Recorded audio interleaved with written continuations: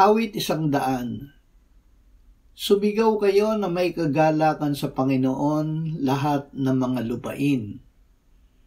Maglingkod kayo sa Panginoon na may kagalakan. Magsilapit kayo sa kanyang harapan na may awitan.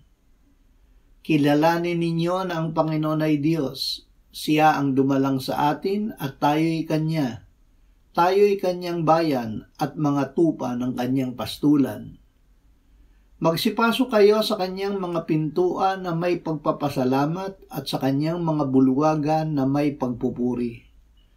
Magpasalamat kayo sa Kanya at purihin ninyo ang pangalan niya. Sapagkat ang Panginoon ay mabuti at ang Kanyang tapat na pag-ibig ay magpakailanman at ang Kanyang katapatan ay sa lahat ng salinlahi.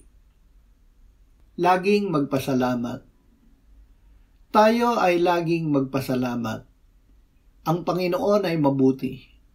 Ang Kanyang tapat na pag-ibig ay magpakailanman. Magalak tayong lagi. Manalangin tayong walang patid. Sa lahat ng bagay ay magpasalamat tayo sapagkat ito ang kalooban ng Diyos kay Kristo Jesus para sa atin.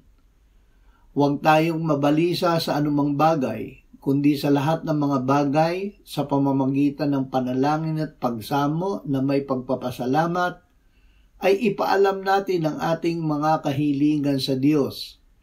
At ang kapayapaan ng Diyos na hindi maabot ng pag-iisip ang mag-iingat ng ating mga puso at mga pag-iisip kay Kristo Jesus.